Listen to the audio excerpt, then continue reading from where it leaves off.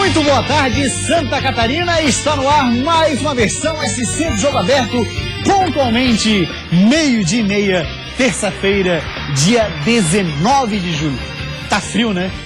Meu Deus, uma frase que você certamente não ouviu hoje, né? No elevador, no táxi, na fila do supermercado, na fila do Cestão do Povo. O que tem de bom no Cestão do Povo? Cara, não fui ainda. Não foi a semana? Não. Tá feia a coisa. Não deu uma passadinha lá? Ainda não. Então tá bom, Polivalente. Então ele fica devendo para uma próxima oportunidade ao Cestão do Povo. Pois bem, Claudinho, agora vamos pro futebol, que é o que interessa. Hoje nós teremos Joinville, já já vai ter a matéria, vamos falar do jogo, mas há um fato a ser registrado e que é de total interesse do torcedor do Joinville, relacionado ao atacante Jael, que está muito próximo de retornar para a Arena Joinville. Eu gostaria de saber qual é a sua opinião acerca desse retorno. O Joinville precisa de um atacante? O Joinville precisa de um cara que faça gols. Isso é claro. O Joinville tem essa carência. Mas acho que a carência do Joinville começa mais atrás, começa no meio. Eu acho que ele está criando muito pouco, trabalhando pouco a bola. O Joinville, aliás, é um time muito entrosado. No último jogo com o Bragantino foi realmente terrível assistir o que fez o Joinville. E o jogo de hoje tem essa batida. O Joinville tem que buscar a recuperação, até porque dificilmente sai da posição que está. Agora, Jael, foi a pergunta. É o cara? Acredito que não.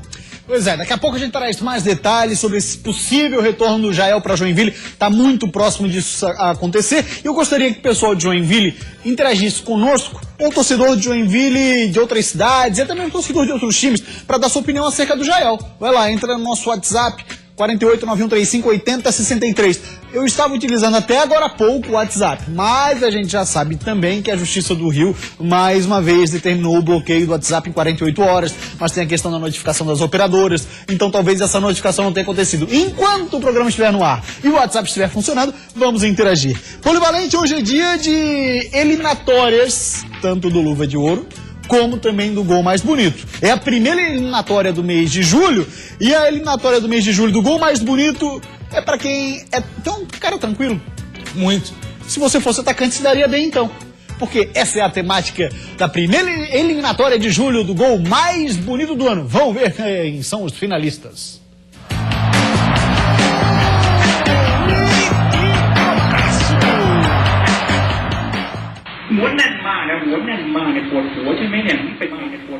Hoje você não vai ver ninguém mais relaxado que esse cara aí. Tratamento VIP, hein, amigão? E é com essa calma e tranquilidade que os nossos goleadores botaram a bola pra dentro nas últimas rodadas. Olha só a calma do Rômulo, do Avaí, pra tirar o goleiro e botar pra dentro contra o Vasco. Golaço. Agora tranquilidade em dose dupla. Primeiro de Jocinei no lançamento e depois de Hermel nessa conclusão com um toquinho. Golaço do Figueira contra o Atlético Mineiro. E Carlos Alberto do Jack também precisou de calma para fazer esse giro e depois fuzilar contra o Sampaio Correia. Esse também é tranquilo demais. Olha só o que fez Marcelinho Paraíba contra o São Paulo do Rio Grande do Sul.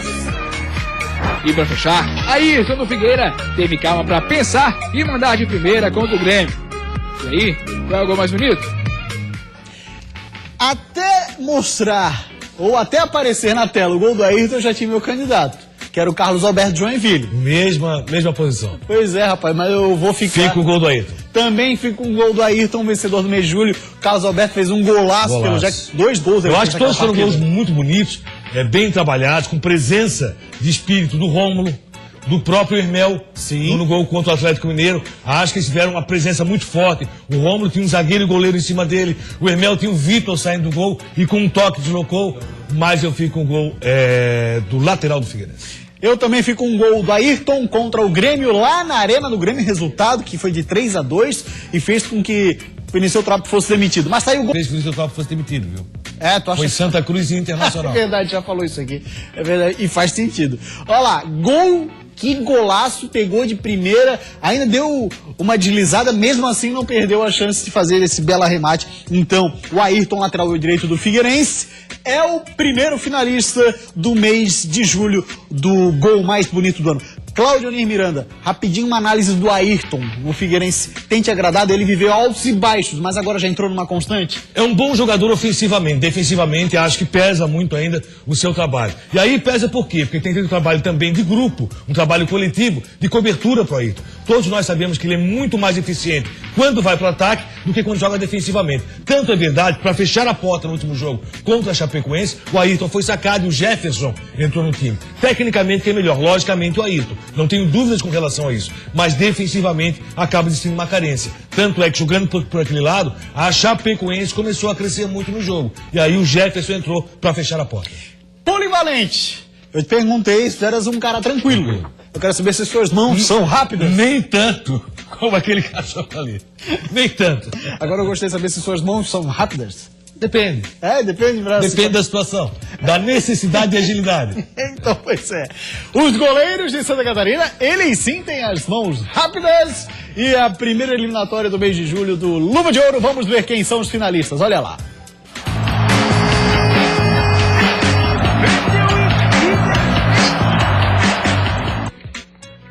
Mãos rápidas e o reflexo em dia. Esse é o segredo para segurar qualquer coisa. Pode ser um peixão desses, ou pode ser um chutaço dos atacantes.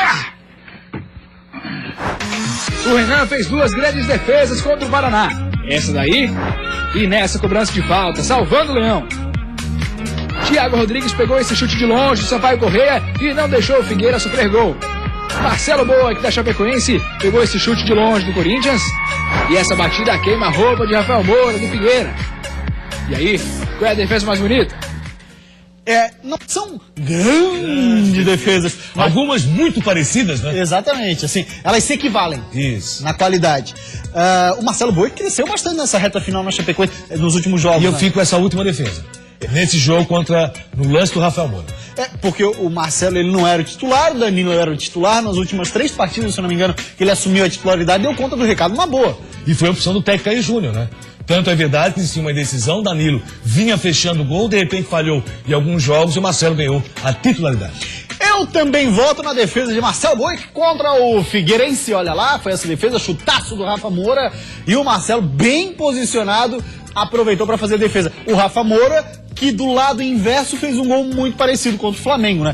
Dali ele não perdoa, geralmente. Então o Marcelo teve uma participação extremamente efetiva nesse lance. Então é o nosso primeiro finalista do mês de julho do Luva de Ouro. Lembrando, já temos os finalistas de janeiro a junho, que serão conhecidos lá em dezembro. E além disso, claro, vamos fazer também em julho, agosto, setembro, outubro, até dezembro, outros finalistas. 12 finalistas dos gols mais bonitos e também 12 finalistas do Luva de Ouro. 12:37. A gente vai para uma rápida parada, porque depois do intervalo a gente vai falar daquilo que acontece hoje. Afinal de contas, hoje é dia de Série B. Já são 5 jogos sem vencer e 6 pontos do G4. E a gente pediu mais empenho do grupo, é claro que o grupo já vem se empenhando ao máximo. 1 mês, 6 partidas sem perder. Só que não basta apenas não perder. O Oeste veio aqui e tirou 2 pontos nossos. Então a gente tem a obrigação de tentar tirar pontos fora de casa também.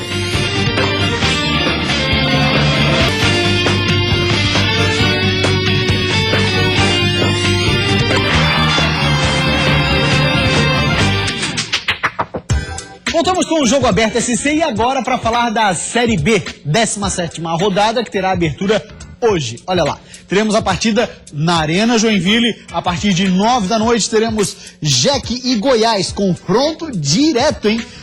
E por falar em Joinville, vamos saber das últimas do time para o jogo de hoje à noite contra o Alviverde lá de Goiânia. O Joinville já entra em campo hoje à noite sabendo que mesmo com a vitória não sai do Z4. Por isso, a responsabilidade pelo triunfo em cima do Goiás dentro da Arena é maior ainda. E o páreo é duro, porque segundo Lisca, o Esmeraldino pode até estar em 16º, mas vai brigar por posições lá em cima. Não é um concorrente direto nosso pelo Z4, não, pode ter certeza. Mas todos são hoje em dia os concorrentes pelos 3 pontos, né, que nós precisamos para somar na nossa pontuação e começarmos a nos aproximar desse grupo intermediário, né, que está cada vez um pouco mais distante. Para a partida de hoje, Lisca confirmou a volta de Everton Silva, além da permanência de Eliardo lá na frente. O zagueiro Liger está fora por lesão e Fernandinho, agora regularizado, pode ir para o jogo na lateral esquerda. A palavra do Lisca dizendo, todos os times são nossos adversários, o Goiás... Ele quer dar um gás motivacional para a rapaziada do campeonato todo. Agora, que é diferente esse jogo com o Goiás, absolutamente verdade isso, porque ele é o sexto colocado. Tanto é verdade que tá tão enterrado o Joinville na zona de rebaixamento que mesmo vencendo hoje, dificilmente sai da 18ª posição. Sequer ultrapassa o Bragantino, que é o primeiro da zona de rebaixamento. Então é uma situação muito complicada para o time do técnico Lisca. O que tem no Goiás? O Goiás tem Léo Condé, um técnico que prioriza o passe, que prioriza o toque de bola.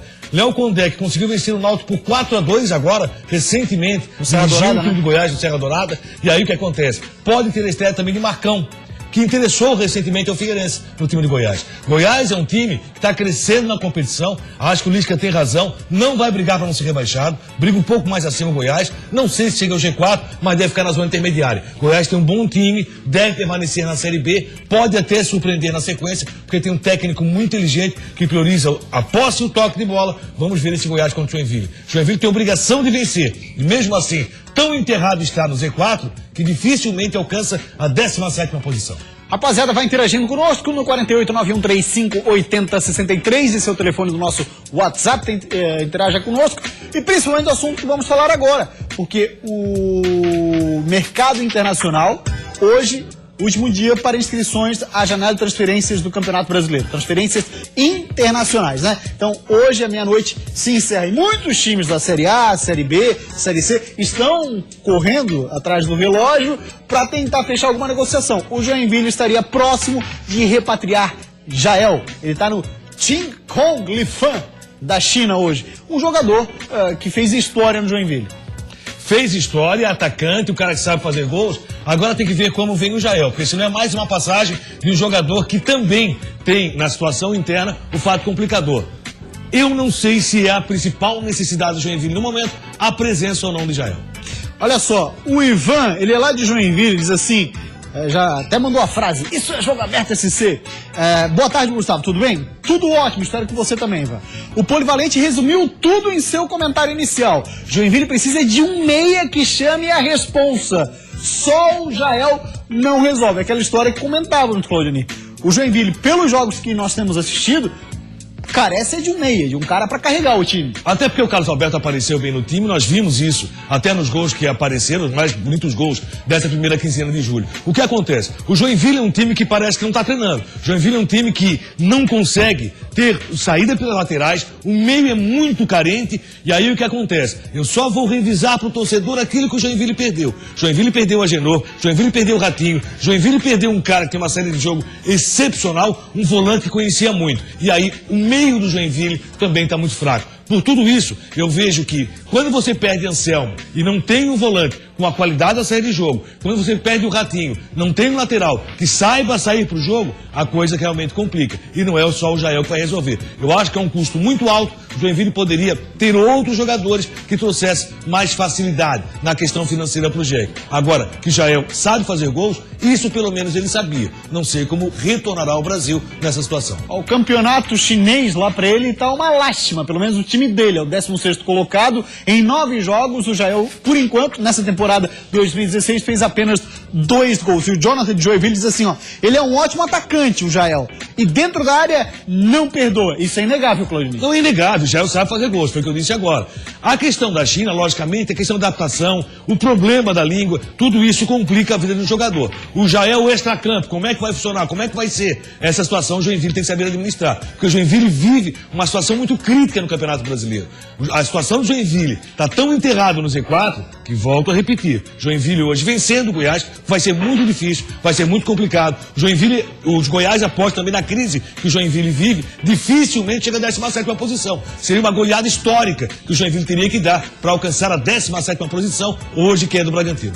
E há quem diga nas redes sociais que o acordo já está selado, o Jael já é jogador do Joinville. O que a gente sabe é o seguinte, até onde pesquisamos, ele foi liberado do time dele lá da China, o Tincong, e aí estaria pronto para negociar com o Jack. Negociação que teve durante a madrugada inteira. né? Mas E o interesse do próprio empresário do jogador, né? Claro. O empresário do jogador tá querendo que o Jael vista a camisa do Joinville. Então, quer dizer, o mercado pro Jael também não tá tão bom assim. É verdade. A prova disso é a situação, né, dele. São 9 jogos, 2 gols, não é o Jael que pelo menos a gente conhece. E tem toda uma questão de adaptação. Na China muda tudo, é difícil, né? Idioma, comida, enfim, longe da família, uma série de dificuldades. A gente espera que se o Jael vier, colabore sim com o Joinville, que está precisando bastante sair da situação em que está. Falar agora do Criciúma, que tem mudanças na comissão técnica, isso mesmo. O gerente de futebol, Emerson Almeida, conversou com o grupo por cerca de 1 hora. Em pauta, a troca do auxiliar técnico do Tigre. Sai Cavalinho, irmão de Roberto Cavalo, e entra Griso, que comandava o Sub-20. A mudança ocorreu por motivo de saúde, mas essa não foi a única pauta da reunião. Emerson Almeida aproveitou a oportunidade para cobrar os jogadores, já que o primeiro turno está perto do fim. Conversamos sobre os próximos jogos, temos 3 jogos, né, para acabar o turno, 2 jogos em casa. E a gente, né, pediu mais empenho do grupo, é claro que o grupo já vem se empenhando ao máximo e que esses 3 jogos aí que faltam para o término do primeiro turno é importantíssimo, né, para o futuro do Criciúma. Já são 5 jogos sem vencer e 6 pontos do G4, uma situação que preocupa o torcedor. Para aumentar ainda mais a dor de cabeça do técnico Roberto Cavalo, Elvis e Alex Maranhão estão fora do jogo de sexta contra o Paraná. Os 2 meias estão suspensos com o 3º cartão amarelo. Já o lateral Marlon foi chamado por Rogério Micali para completar o grupo nos treinos da Seleção Brasileira Olímpica e também fica de fora dos próximos jogos do Tigre. Desfalques importantes pro Criciúma, porque vem aí pela frente, já o próximo adversário, direto no objetivo do Criciúma, que é o Paraná, o 5º colocado. 2 situações que eu quero colocar que eu acho muito interessantes. Primeiro, existia um burburinho no sul do estado com relação ao Roberto Cavalo. Ele poderia deixar o comando técnico e, na verdade, era o Cavalinho que estava saindo do problema de saúde. Bem, eu acho muito interessante a permanência do Cavalo. Joinville, o Criciúma tem tido um bom desempenho. O Criciúma tem jogado tempo com o Goiás, mas fez um belíssimo primeiro tempo. Mantém o Cavalo, tá no caminho certo. Um problema que eu vejo, o Criciúma perdeu o Ezequiel, lateral direito. Eu quero ver como é que vai compor essa lateral. E agora o Marlon, lateral esquerdo, ele vai ser sparring. Ele está indo treinar na Granja Comari, não como um convocado para a seleção olímpica, mas como sparring. Eu não acho interessante. Porque o Criciúma perde um jogador, mas um baita jogador. Um cara que é muito bom lateral esquerda para ir treinar junto com os jogadores. É bom para quem? É bom para o Marlon. Só para ele. Para o Marlon é muito interessante. Pode ser bom para o Criciúma no futuro, numa negociação. Se o Criciúma está pensando como empresa. Mas eu vejo que o momento do Criciúma é de pensar como poder chegar à Série A do Campeonato Brasileiro. O Criciúma Catarinense é o time com a melhor condição para brigar lá em cima. É o time que tem o melhor grupo de jogadores, que tem hoje um time montado e tem um esquema muito bom. Agora que você perde Ezequiel, perde Marlon, a saída do jogo do Criciúma pela lateral era muito interessante, muito boa. Deixa de ser. E tem um detalhe, o presidente Jaime Naufar deu uma entrevista recentemente e deixou boa parte da torcida no sul do estado apreensiva, que ele dizendo o seguinte: a gente está preparando para subir daqui 3 anos.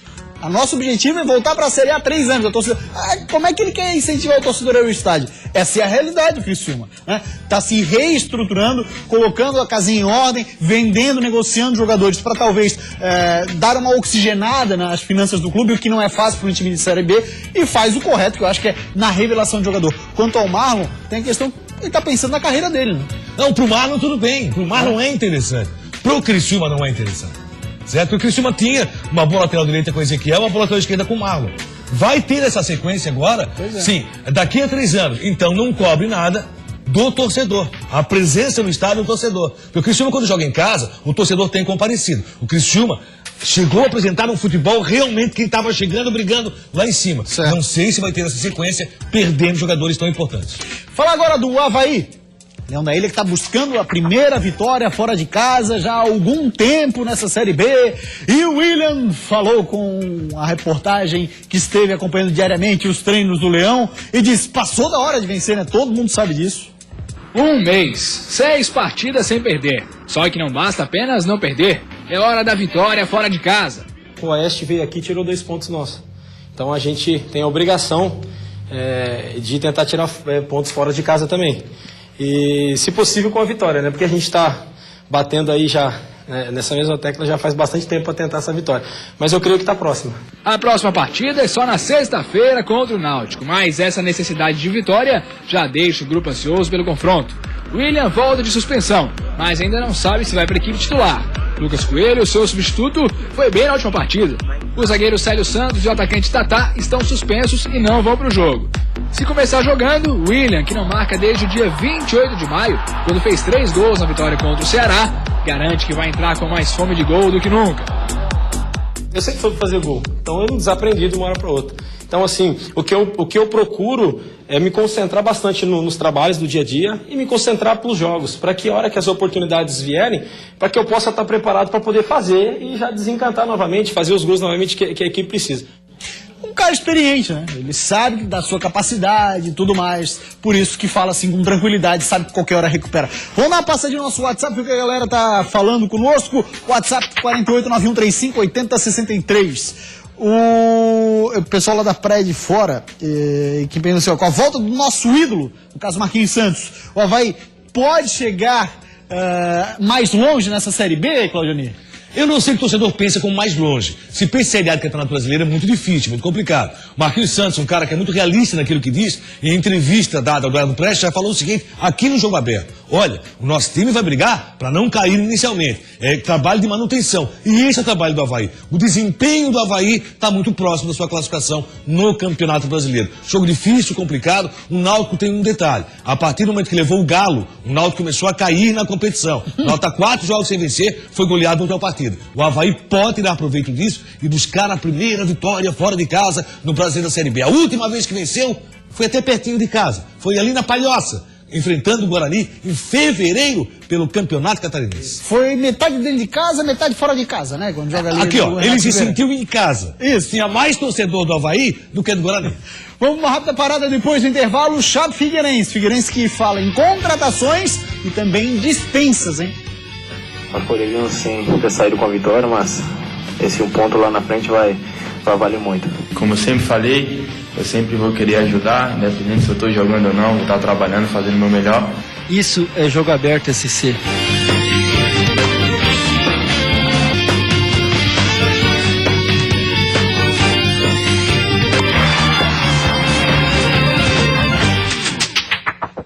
Voltamos com o Jogo Aberto SC. E nessa quinta-feira, a Chapecoense vai jogar em Curitiba pela Copa do Brasil, terceira fase, jogo de ida. Mas o Denner foi perguntado na coletiva. Claro, feliz pelo gol, né, Denner? Mas pelo empate. A rapaziada ficou feliz? Diz pra gente, vai. Eu fiquei feliz pelo gol e por esse ponto que a gente trouxe de lá. Todos nós sabemos a dificuldade que é jogar contra eles e ainda mais lá. E acho que, no meu ver, nós poderíamos sim ter saído com a vitória, mas esse um ponto lá na frente vai valer muito. Vale sim. Polivalente, próximo jogo da Chape é contra o Atlético Paranaense, isso na Copa do Brasil. Tem chance a Chapecoense passar pelo bom time do Atlético ou não? Vai ser muito complicado. Recentemente, a Chapecoense jogou com o Atlético no Arena Condá, conseguiu um empate, mas jogou muito menos. O Atlético jogou bem mais. E a Chapecoense, o desempenho da Chapecoense tem sido fraco nos últimos jogos. A Chapecoense jogou mal contra o Figueirense. A Chapecoense não jogou bem. O jogo foi muito ruim tecnicamente e as duas equipes jogaram mal. Tanto que, mesmo com a fragilidade do Figueirense, a Chapecoense conquistou a vitória. Vai ter que jogar bem mais que vem atuando a Chapecoense para passar para a próxima fase. O adversário é forte. Fala de Figueira agora, e quem acompanhou esta manhã o treinamento do Alvinegro do Estreito foi Eduardo Prestes. Boa tarde, Edu, e as últimas do Furacão. Olá, Gustavo, boa tarde a você e a todo mundo ligado no Jogo Aberto SC. A representação do Figueirense na manhã desta terça-feira aqui no CFT do Cambirela contou com todo o elenco. Foi dividido em 3 partes. Alguns ficaram na academia, outros fizeram um trabalho físico e alguns acabaram vindo pro gramado só para um reconhecimento, um regenerativo, nada muito pesado. Quem chamou a atenção aqui foi o atacante Maurides. Ele que é a nova contratação do Figueirense, ainda não foi apresentado, mas já fez um trabalho com o pessoal aqui, a parte mais física, e deve ser apresentado durante essa semana. Depende apenas da liberação dele no BID. Quem foi para a coletiva de imprensa foi o Meia Iago. Ele falou sobre a boa sequência que vem tendo no time, já que vem sendo titular nos últimos jogos. Vamos ouvir um pouquinho do que falou o Iago. Claro que fico feliz sim por estar ajudando a equipe, por estar tendo essa sequência na equipe. E como eu sempre falei, eu sempre vou querer ajudar, independente se eu estou jogando ou não, vou estar trabalhando, fazendo o meu melhor. A preparação do Figueirense para o jogo de sábado contra o Corinthians, às 4 horas da tarde, fora de casa, segue durante essa semana. Hoje à tarde tem treinamento aqui no CFT e nos próximos dias somente um período de treinamento. Quem não joga contra o Corinthians é Marquinhos Pedroso. No lugar dele, a Gel deve fazer a estreia no time titular do lateral esquerdo do Pará. Voltamos com você aí no estúdio, Gustavo. Valeu, Eduardo. Figueira que está na busca também por contratações, deve trazer um meia. Ontem o Argel Fux citou numa entrevista a possibilidade do retorno do Marco Antônio. O que é que tu acha? Marco Antônio é bom jogador, agora vamos ver qual vai ser o seu comportamento nesse seu retorno. O retorno sempre é complicado. Agora tem detalhe, viu? Tem uma lista de dispensa aí, Carlos Alberto estaria nela? Olha, essa lista de dispensa tem sido falada nas redes sociais. Carlos Alberto até então não estaria nela. Não estaria. Nessa que saiu nas redes sociais. Vai pro jogo com o Corinthians? Não sei. Não, tem virose. Ah, é? Jogo Aberto é de ficar por aqui. A gente volta amanhã, 12:30. Tchau, gente. Até amanhã, hein?